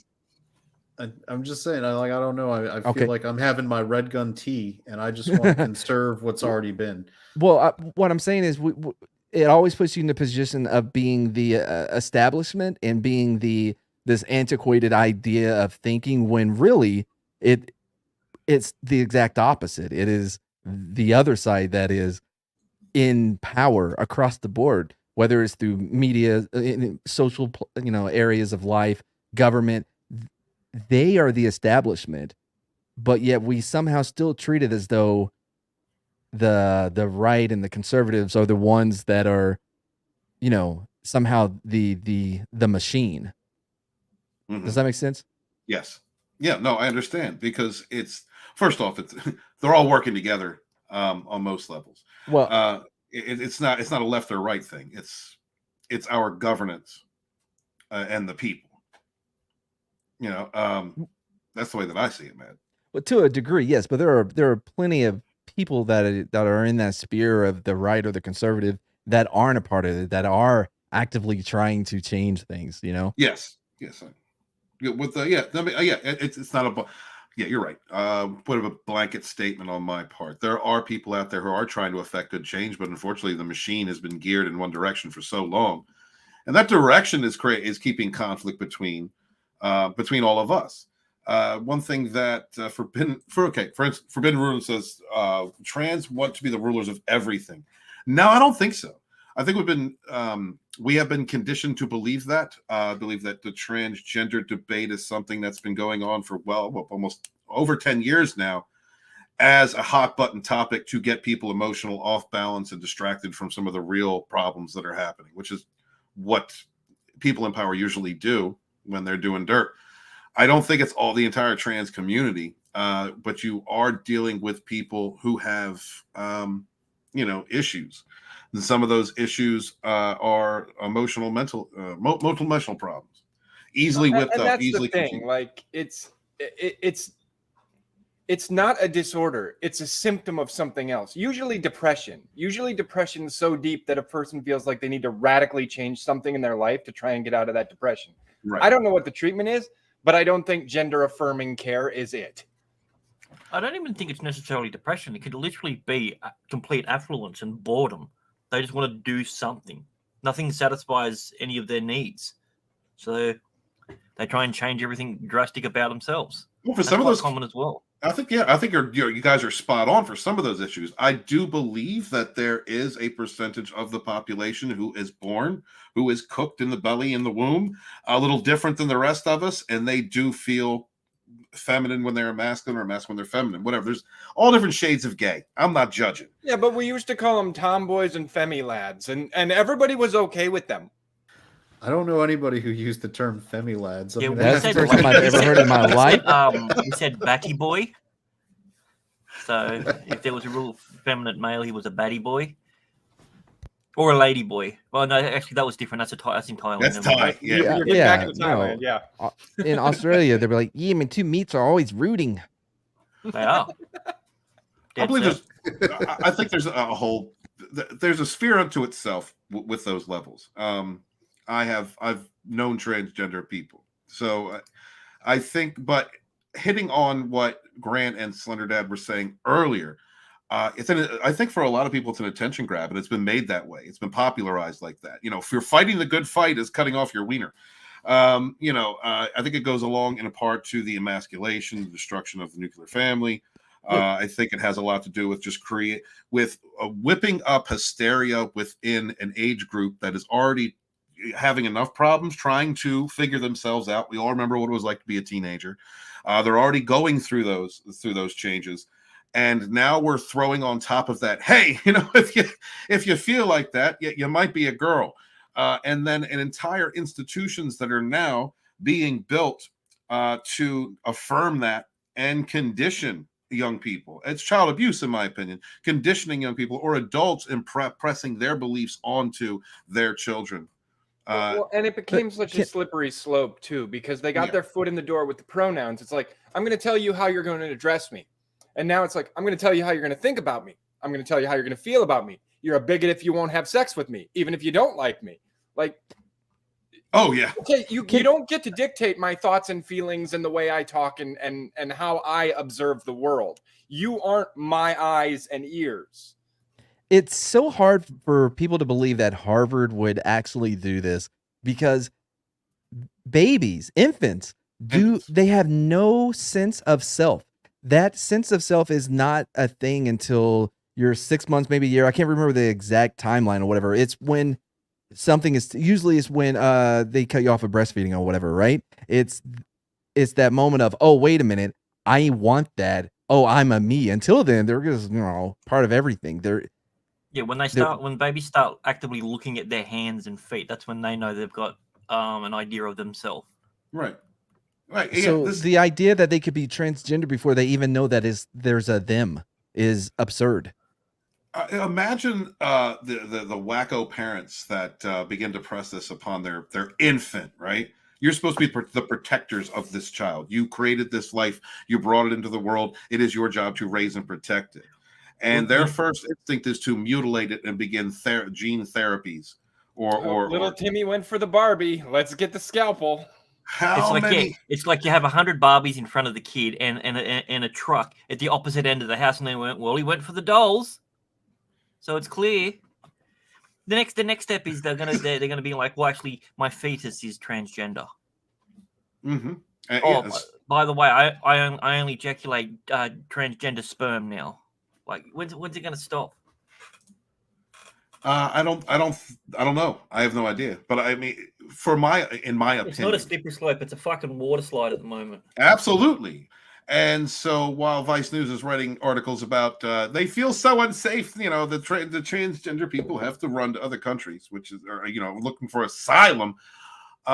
This is an issue, in my opinion, that deals gender dysphoria, deals with a very, very, very, very, very, very small part of the population, which has been exasperated to include people with other illnesses to convince them that they are something that they may not. We have already seen cases of people who have gone through transition in childhood and become adults and regret it, and now their life's screwed up. Like, they want to do this from the point of baby. I think this is an excuse to change our society from the point of infancy. Make men weaker? I don't know. But that's the thing too. Like, and this is apparently a bigoted thing to say because it's true. But like back in the 90s, right? Like, transsexuals, transvestites, all those things existed, right? And nobody cared. Was it weird? Yeah, it was kind of weird. We felt like it was weird. I enjoyed Tu Wong Fu. Thanks for everything. Yeah, but we didn't care. But then the movement decided that we needed to start caring. We needed to start caring real hard, and they were going to tell us how we were going to care and dictate our behavior, how they're going to be treated by us. And I didn't have a problem with any of that before. I didn't care. Now I'm getting a little annoyed, especially with the people who are directly telling me how I will address them, how I will think about them, what I will say to them. Like, no, you don't tell everybody else how to treat you. You earn that. And if you don't like the way you're being treated, you need to change yourself. You don't get to change everybody who's treating you some way. Yeah. I mean, to a certain degree. Well, it's like the same way that they've the way they come at bullying or in schools. Bullying isn't good, don't mind you. I went through quite a bit of it, but it also bullying made me strong. And also, but right, it makes you stronger. It helps you to deal with the fact you're going to enter an adult world where people can have a difference of opinion. Some people are not going to like you. You got to learn. That's why I picked on every kid I thought was weird. So it was for their benefit. And Matt, I thank you for that because you helped me through boot camp. Yeah, that's why you no longer buy swords at the mall. You order them offline. So there's bullying that can go too far, and we were right to try to police that. But what everyone here is kind of getting at is that bullying helped keep people on the highway that like within the lanes that were established for the culture that was acceptable. Then there's something okay about that. And then I think the internet kind of is making things go a little screwy because around the late 90s, early aughts, the fringe of fringe, which is the small percentage, was able to go online and maybe talk to other people within that fringe. I'm looking at you, furries. And and then and once those people got together and decided that they were like some put upon minority that needed protection, and most of us in the 90s who grew up and were older were like, whatever, I don't care, just if you do your thing and keep it out of my business. That was the wrong attitude at the time because we let them get too far. Well, a lot of this though, it comes from the colleges, from the campus, because you can find all of this coming directly from postmodernism and the deconstructionism aspects of it, and then that along the line, it gives birth to the CRT and everything else. Yeah, well, CT in general, not just critical race theory, but all of the critical theories. When I was in college in the late 90s, early aughts, I was in the education department and was doing like the education program, and the stuff that I look back at now that I didn't really, I was like, oh my God, it was all in those textbooks then. And I didn't really care about it. I was just doing my assignments at the time. If I had been like really a true believer in it, I can see how that would have really got to me, because we had it there was one course called the Caring Classroom, and it was the entire course that you had to take was all about fostering, all the differences. And it was looking back, I'm like, man, I was being programmed, but I just didn't really care then because I had already decided I sort of wasn't going to be a teacher. So I checked out. But the rest of the people who were in that classroom, who are now 20-year veterans of teaching, I can see exactly where the problem would happen. Yeah, that's what happened. They all were indoctrinated basically into this non-theistic religion, and then here we are at the point to where they have been in the workforce long enough to where now they are in positions to where they have actual influence over what happens, and that's why it almost feels like it came out of nowhere. It's because that generation or that group that went through all of the CT and the postmodernism, they are now at a place where they can implement those ideas. Because the thing about CRT everybody gets wrong is it's not that they're teaching CRT to our kids or to school. No, it's an active thing. They are actively using it to decide what is being taught to kids. Yeah. In education classrooms, they talk about practicum and practicality, practical learning. You're supposed to put these things, that's why I always argue with people who tell me that CRT isn't in class. Like, oh no, CRT is in every school in the country, every school, even the deepest, reddest states. And they're like, no, my school board won't let it in there. It's like, yeah, but your teacher went to this college and got trained by these people. Though? Yes. Can anybody confirm? Forbidden Ruin posted schools remove bullies and suicide rates went up. Is that true? I mean, correlation doesn't need causation. Yeah, I mean, is there any actual correlation? I mean, it wouldn't surprise me. You could I could also be like, schools remove bullies at the same time we started medicating the shit out of kids. Or the internet became more prevalent in their lives. Yeah, so the problem is they removed all the dumb bullies that bash people and do everything in broad daylight. Now you're left with the smart bullies who do everything behind closed doors and do it a different way. That's why the suicides went up. Yeah, instead of attacking them physically, they're attacking them emotionally. Right, it's online. The internet. Was that girl in Massachusetts who like kept texting like every 10 minutes telling her boyfriend to like kill himself? And it was like I when I first heard that they were filing charges, I was like, that seems a little sketchy. And then when you look at how much evidence and how like prevalent this girl was just like 1,800 messages in 2 days. Yeah, it was like, oh my, like especially to a depressed teenage mind. I mean, this is like that girl deserved to be in charge for what she did. It was, and I think evil.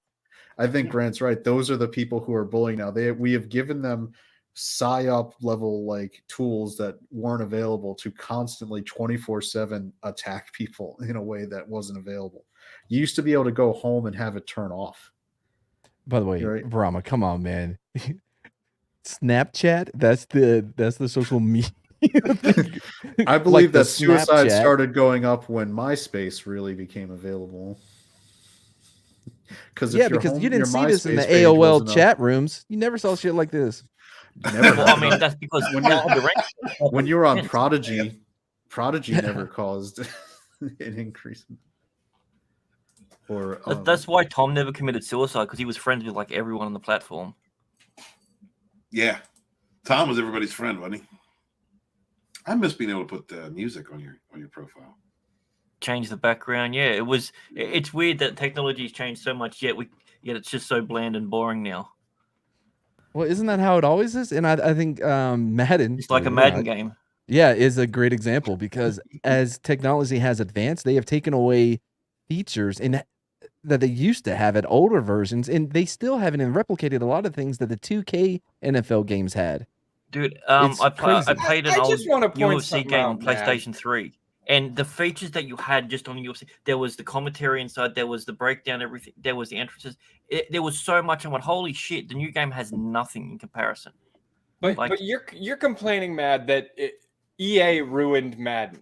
EA ruins every fucking Madden game since like 2006, right?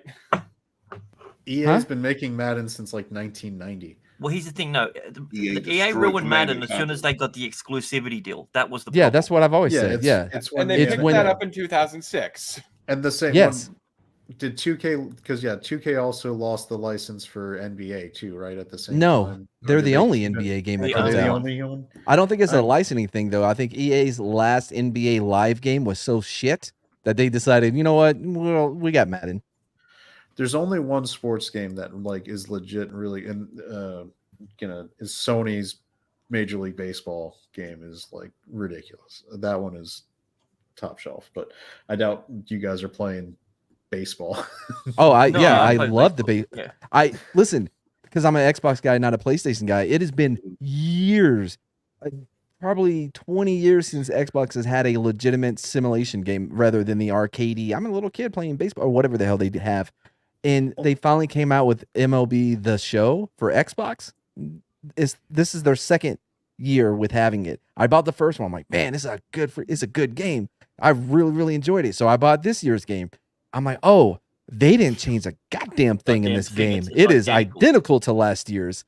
Pissed me off. Yeah, Elizabeth Young. EA is a joke. I think we can all agree. Madden peaked in '98 on Super Nintendo. I disagree. So I tell this story with people. I got a PlayStation 2 like the day one launch, because at the time everybody wasn't like super crazy about that stuff, and I went and picked up Madden, because it was one of the launch games for PS2, and I went back to my college dorm and we plugged it in, and me and my roommate, and this is how bad it was in terms of measuring graphics. We were like, holy shit, the players are blinking. This game is amazing. Because on the sideline, when they would show like the character models, they would actually blink. And we were like, "This is amazing! This is next gen, man! This is so awesome." Soul says that Xbox being too busy with chads like Halo, Gears, COD, Borderlands, and Frozen. Also, if you get a chance and you got a Switch, definitely play the newer version of the show. It is way better on the Switch when you can actually have some control over the swing. All right. Hang on. What'd you say, Grant? Somebody came out here. The show. If you're gonna get it on the Switch. Wait, what? The show, the new one, last year's one. Yeah, get it on the Switch because you got full control over the swing and the pitch. I don't have a Switch. I was going to say, get a Switch, then get that. That's the order.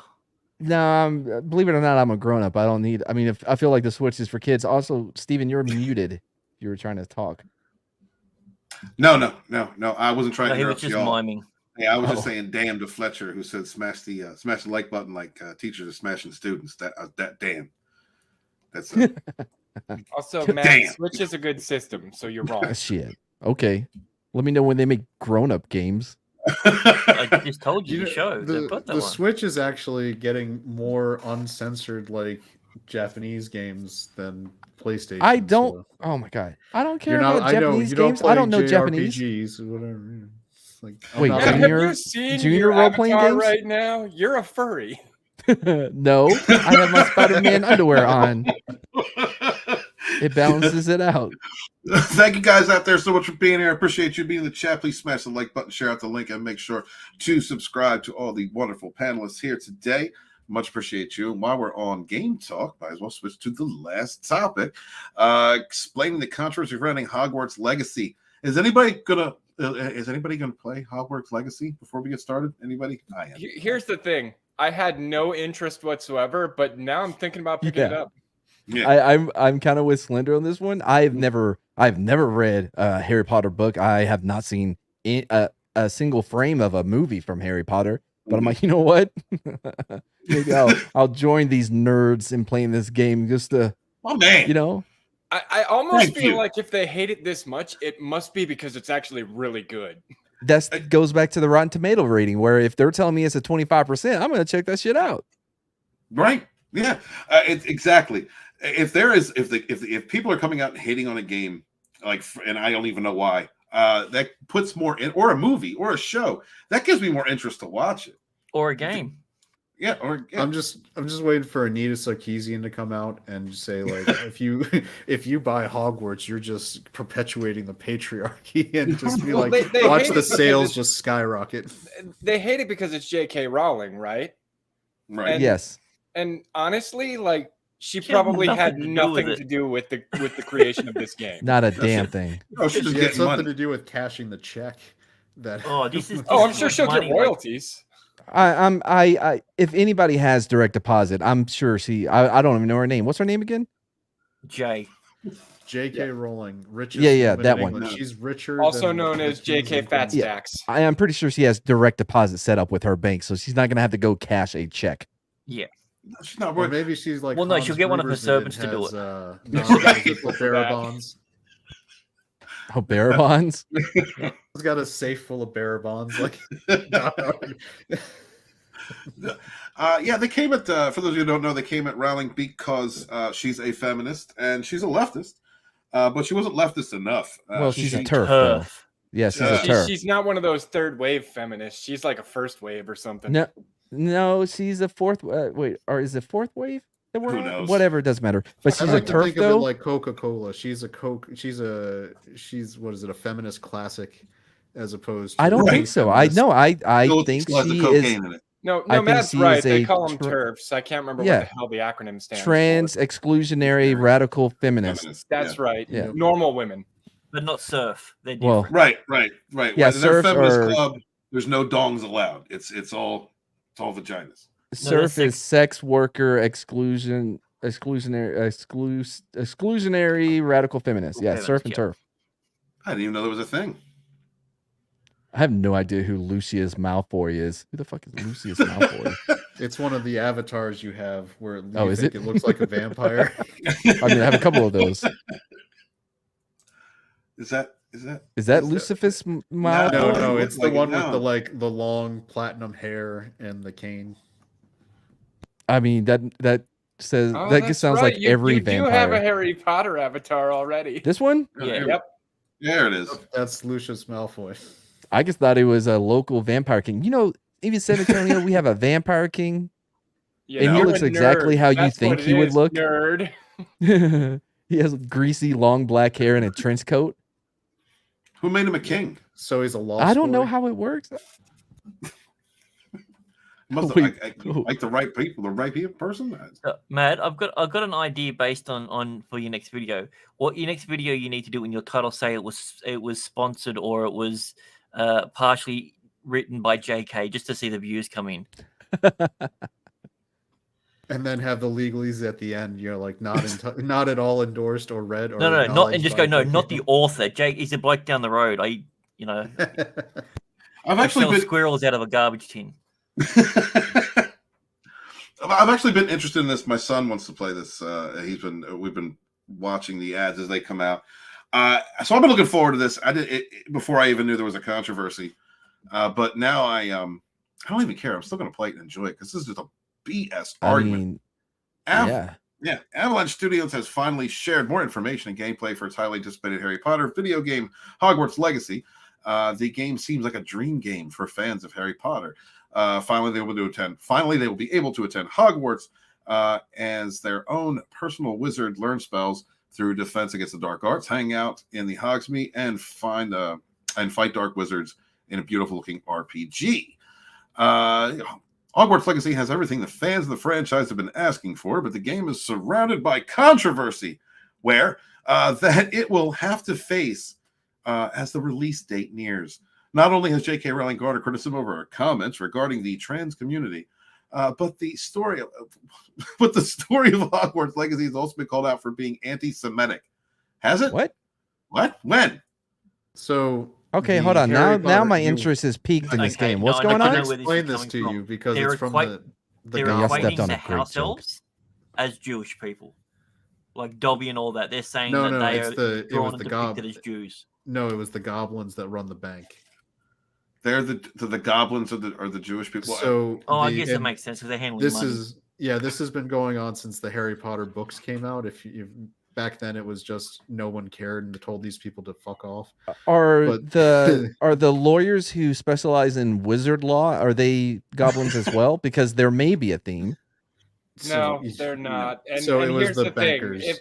If your argument is that those goblins are the Jewish thing, like, okay, was Scrooge McDuck Jewish? Yes, that's the correct term. Was Scrooge McDuck Jewish? He had a big old vault full of money, right? It's a stretch. It's a huge McDuck. Yeah, he was Jewish. He did have a really big bill, though. Yeah. That's my point. We're taking some random stereotypical things and going, oh, yep, they're Jewish. You think just like in Phantom Menace, that dude, he wasn't supposed. He wasn't supposed to be. He wasn't supposed to be a Middle Eastern. That wasn't. The Trade Federation weren't supposed to be Japanese or Asian either. Yeah, but okay, some things are too on the nose. But I never, I may have heard that in passing and didn't even think about that. Because I've been following Harry Potter since it came out. You would. I'm that kind of nerd. The Harry Potter and Fantastic Beasts series has been criticized recently as well for its lack of diversity. Hogwarts Legacy is facing an uphill battle with all controversy surrounding the series. Can I call bullshit on that lack of diversity thing? Oh, please. When they made the Fantastic Beasts movies, they went out of their way to, in a 1920s setting, make the president of the American wizarding world place an African American woman, which 1920s probably not happening in the US. No offense, right? It was a different time, and so they were clearly making choices to on purpose push diversity. So even this is a good example of, even when you're trying to give them and feed the beast, they're still going to come and bite you. It's crazy. Like, they're clearly going out of their way to try to be. It doesn't matter what you do. If you're the wrong person, you could make a movie that was just a whole bunch of dudes all sucking each other off for 2.5 hours, and they'd be like, it wasn't gay enough. Yeah, if Brokeback Mountain came out, or you could make a movie with all white straight men, and they're like, "Why did you do that? You told me I could only write about what I know and what I've experienced. What else am I supposed to do? How am I supposed to write the parts of women if I can't?" I can't write about black dick. I've never experienced it. But in the reverse, though, if you do have this movie about women or what have you, or whoever, or you play someone that you're not, they're like, "Oh, what are you doing? You don't know." Well, what do you want me to do? Oh, your movie's only white people. That's all I know. It's all white guys because I'm a white guy. What what is it? What's the rules here? And it's what I say it is in the moment that I'm saying it. Okay, well, it's whatever I can get angry about right now. That's what it is. What can I get angry about right now? Right. Another great example of Harry Potter actually having diversity, like when the movies came out, it was the first time I'd ever seen, and they cast someone. I think the character's name was Cho, and it was one of the students that Harry was interested in when he was. Cho she was, and she was Scottish. She was a Chinese Scottish person, and like she came out, looked Asian, and then had the like full on Scottish accent. First time I'd ever seen that in my life. I was like, wow, that is diverse right there. That's a very inclusive part. Yes, exactly. But then he saw his best friend's sister and went, yeah, I like that better. Yeah, because she's a redhead. You know what? That's what they really hate about, because Harry picked a ginger, and we need to replace all gingers. So, well, they've also been talking. There was rumors going around that they're going to reboot the series already. They're going to redo it already. You know, like it's way too soon for that. But in the last movie just come out in like they'll still make over $1 billion on it on the series if they reboot it. I'm going to be in and out. I'm taking what type of feminist are you quiz? Okay. So hopefully. Let us know. Wait till they reboot, you know what? Lord of the Rings. I mean, that's past due at this point. I was inspired by Elizabeth Young in the chat. I'm like, oh, let me look up and see what kind of feminist I am. What are the questions? What are the questions on that? Well, bring it up. All right, here we go. All right, what is it? Oh, I may have to turn off my force. Oh, that's too bright. Fuck that. Sorry. If a man says, "I help my wife at home," what is your reaction? A, she probably still does more than him, but hey, it's a start. Bitch. What do you mean you help? Isn't it your house too? Bitch. What a lucky wife he has. That's okay. Bitch. I am going to help her to file the divorce papers if you keep referring to doing your part as helping her. Bitch. And it is very good that men are doing more things these days. Where's the I don't give a shit? You have no idea how much we do, bitch. Yeah, what a lucky wife is the correct answer. Nah, I mean, I guess he probably still does more than him. I don't know. When someone says I am not a feminist or nor a sexist, I just believe in equality. What do you say? Oh, I hello, describe Jordan myself, Peterson. I describe myself as a feminist, but I do think that the word itself is a bit confusing. I mean, it is. Yeah, they would have to agree because they have a quiz to find out what kind of feminist you are. If it wasn't confusing, you wouldn't have to take a fucking quiz. The opposite of feminism is ignorance. What? I can't believe I am explaining this again. The opposite of feminism is stoicism because we can control our emotions. Wait, I think I just found the auto-fail question for this quiz. It's the fourth one down, the I agree every life matters. Yep. If you click that button, you get immediately flagged for the NSA to start tracking your online behavior. That's what feminism is. Don't look at us. Join us. Yeah, don't look at what we talk about. Let's see. Man, what would I say? I guess I can't believe I am explaining this again. Right. About the opinion, men can't compliment women anymore without the fear of harassing them. If one of these is not, depending on how attractive the man is that's giving them a compliment, I'm out. Dig it. There are compliments. This is how irrational this thing is. The very first possible answer is there are compliments and compliments. That's condescending. There are hot dudes. It was just what Matt said. There are hot dudes and there are ugly dudes. Fuck. Like, yeah. There's no logic in this. Did anyone see that like Saturday Night Live sketch when Tom Brady hosted, and it was him and Fred Armisen, and it was supposed to be an old like sexual harassment training video, and it was like, you know, Fred Armisen was the you're doing it wrong guy, and Tom Brady was the you're doing it right guy. Yeah. And Tom Brady comes over and says, "Hey." And then they're like, he did it right. Let's see what you did wrong. And it cuts to Fred Armisen. And he's like, hey. And they're like, you see, you're unattractive and unlikable. I mean, how long ago had that? Would that have to be? No, it was even better. There was a part where he walked up and he just grabbed, I think it was Tina Fey's boob and like shook. That's how he said hi. And they're like, see, he's confident and attractive. And then, wow. Then they cut to Fred Armisen. He's just from across the room, nods up, and then she's picking up the phone to call HR. It's like, see what you did? You made eye contact. It's like you're not. It was. All right, I know. I want to link to that. I know we are definitely taking things too far these days. Soon they are going to ban flirting completely. That's just stupid. If somebody said that, you should probably read this in a voice. if someone is not what voice, I don't know.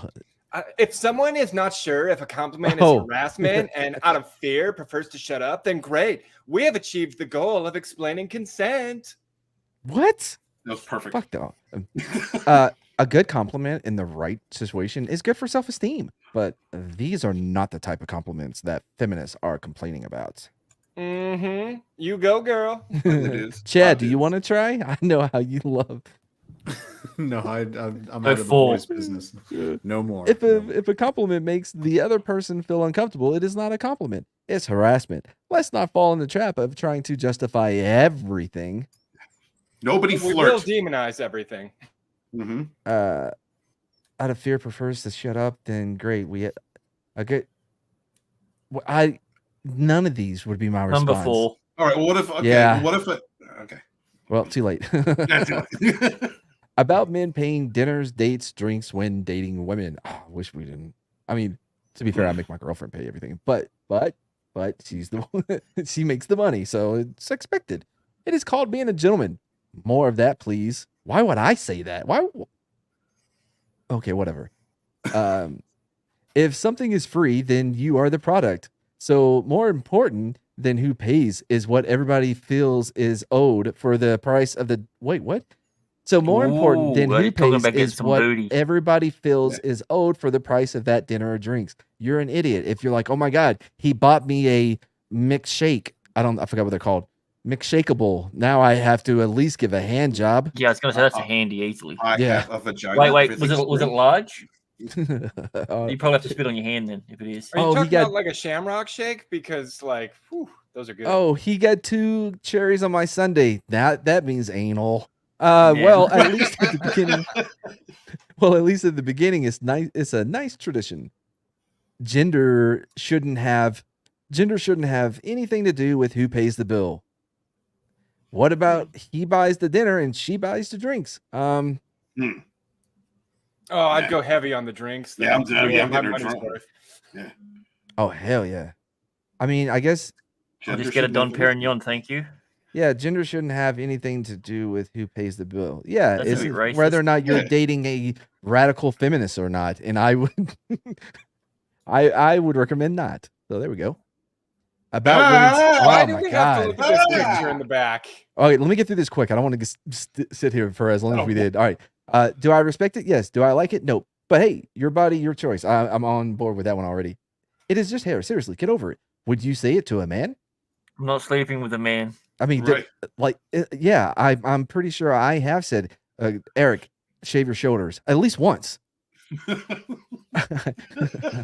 I can't even talk about it. Gross. I don't understand why you can't be feminist and still look feminine. It is not about the hair, but about society telling women that they need to spend It's not money that one. and Yep. time to look right. Also, the whole debate perpetuates. There it is. The idea that everyone gets a say because a woman's looks are the most important thing about her. No, it's the first one, dude. Finish this sentence. Boys will be men. Grateful that feminism is only seeking justice and not revenge. What the Boys will fuck? be. Liar.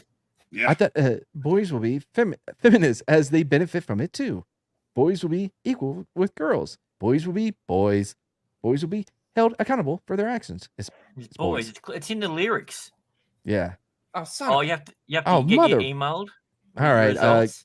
I'm gonna have to stop Yeah, sharing yeah, my take it screen so I can put in my email. I really love carpet.com. Here we go. All right, I'll stop sharing. We really need those results. Okay. Burns make me sexy. Sexy 69. There we go. Dude, I- I agree to subscribe to the Feminist Shop News. I'm gonna change that email to another one. Better use your burner. To Farian Nation. What's up, Zach? It's good to see you, buddy. Thank you so much for being here. Thank you guys very much. Please remember to smash the like button. Share out the link no matter what platform you're watching on. We really appreciate you guys. Support your independent creators. Make sure to subscribe to everybody on this panel. Thank you, guys. Is a question for the chat and the panel. If you are interested, I have the results. Oh, never mind. We got results. Let's do this first. What are you? Up? Apologetic feminist. Oh, that's like the worst kind of feminist. Most feminists hate that kind. You are a feminist, of course, but you would feel much more comfortable if feminism didn't have so many voices. Well, female voices. Some much more aggressive than yours. Some just purely against what you believe. You are all about gender equality, but also a bit concerned about the stigma of the word and being associated with it, so you almost always end up justifying yourself. You have too much common sense, so you can't use our word. Dude, that person in the picture is definitely date raping women. Yeah, that's the male feminist that you want to stay away from, because he's gonna feel like you owe him something for all his good work.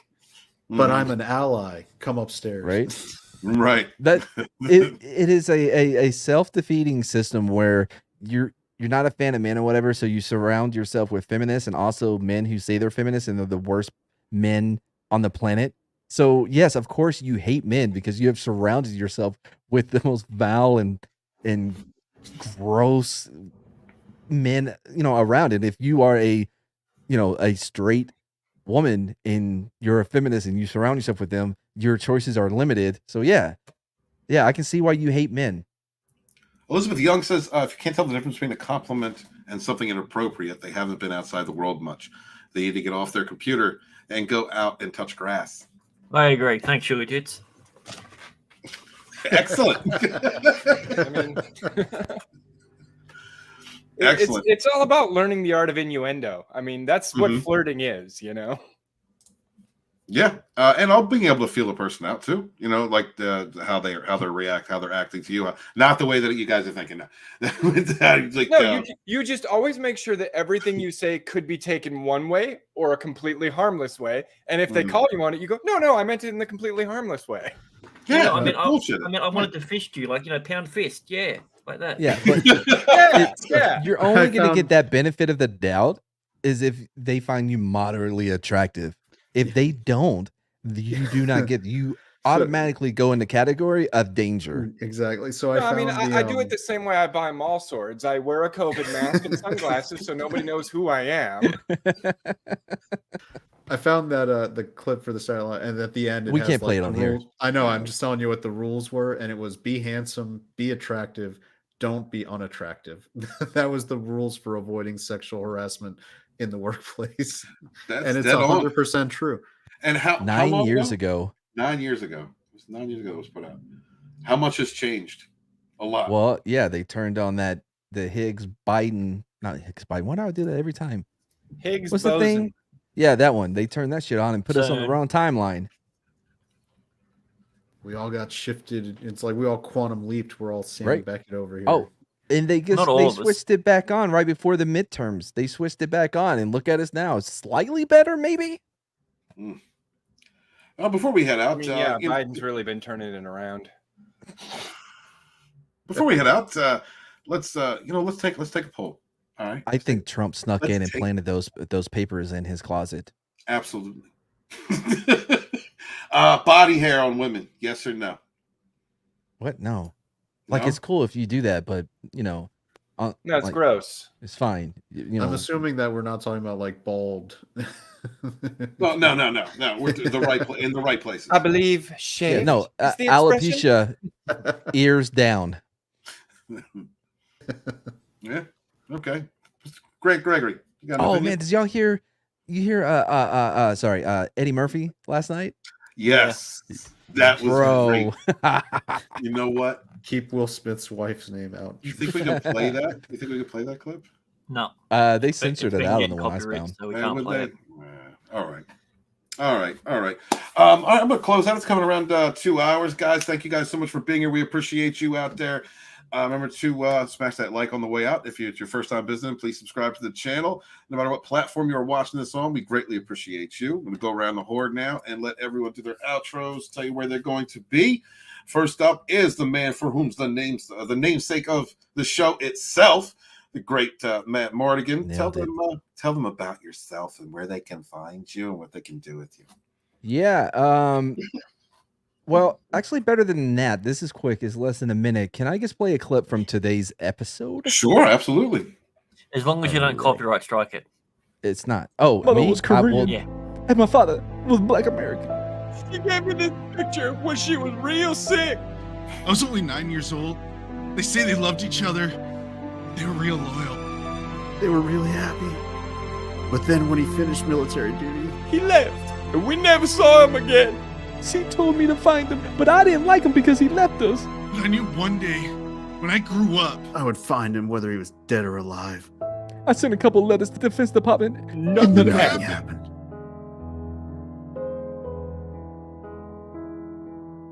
End scene. Said they really loved each other. Yeah. That clip of, so good, of man. him making a fist. So I was really proud of that one. But yeah, the whole episode is great. And if you want to know why we were all doing that monologue, you have to go watch. Anyway, Please. yeah. So that's out now. You can check that out. About all I got going on, really. Probably gonna start gaming soon. I should get my new rig this weekend. So Nice. yep. Be doing that. Awesome. Could one of you mods in the chat please put out a link to that video from Matt's channel and a link to his channel, please, guys. Oh Please. yeah. Yep. Check out Great idea. check out Matt Barber Entertainment and all the fine folks over there. You're gonna laugh every time you stop by. One of the best crews, one of the best entertainment crews in all of YouTube. You will find over Mad Barber Entertainment. Subscribe to that channel if you have not already, and support and throw out links for that channel. Thank you, guys. And next up is Lil Chad. Tell them where they can find you and what you're about, brother. So I run a free little web comic strip. You can find it at littlechad.com or at Twitter. You can follow at littlechad10. They get published there. It's free. It's not anything that you need to pay for. You can always, go to Subscribestar and throw in like $1 a month even, or something to help me out. That'd be great.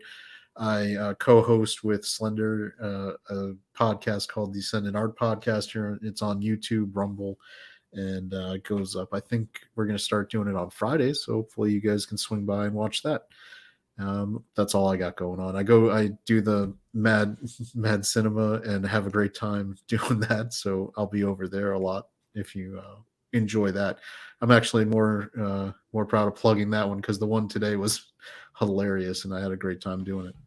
Dude, I was trying to learn. I was working and lurking trying to do anything. I was laughing. I couldn't even write. I was having a good day. It is one of the best things I've seen on YouTube in a long time, guys. Congratulations. That was well done. Next up is Slender Dad. Tell them where they can find you and what you got going on, brother.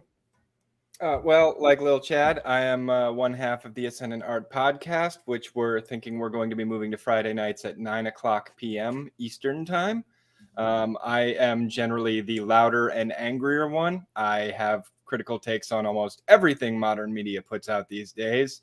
I just don't like much, but there are a few things, but mostly it's just rants. So that's what I bring to the table. Excellent, brother. Thank you so much for being here. Really appreciated you, man. And do like I'm doing right now and hit the bell on their channel. Do that. Absolutely. Support your independent creators out there, my brothers and sisters. And next up is Mr. Grant Gregory. Tell them where they can find you, bro.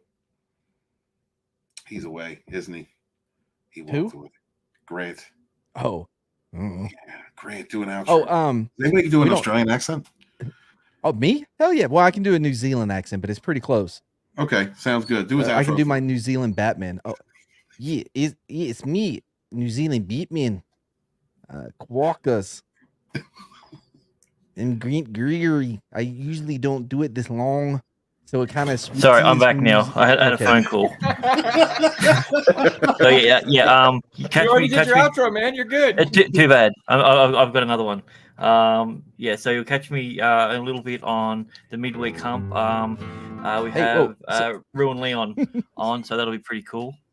And apart from that, I apparently gained like 18,000 subs overnight, and then they took them off me. So I was at 99,200 odd, and I was just like, okay, this is a bit weird. And then when I checked, yeah, I lost them all again. So YouTube's been YouTube, so who knows That's insane, what's going on? man. Because if I hit that 100,000, I would have immediately put in to get my what do you call it, the silver play button.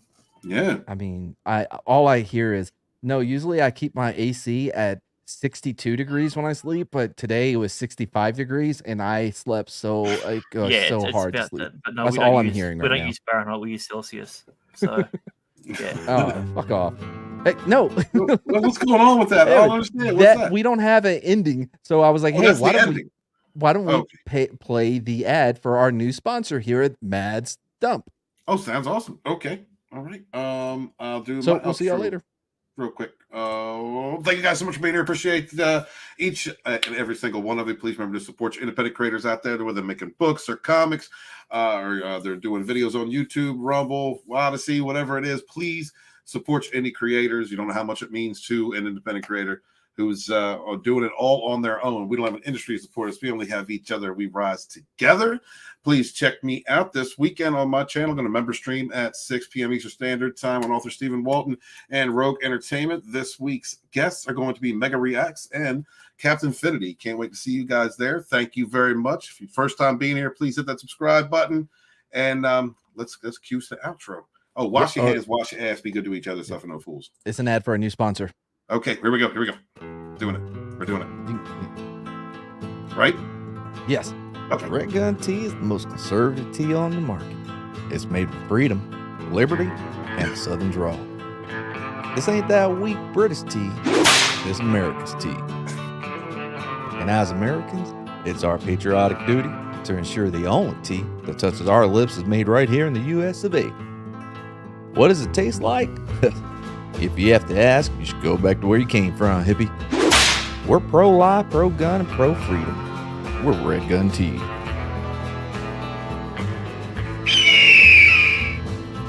Any of the ingredients, packaging, or manufacturing occurs in the U.S., not FDA approved, not affiliated with the GOP, and donated to the Biden-Harris campaign. Red Gun Tea. America's tea. Oh, can you end it now? I don't know how you got claimed.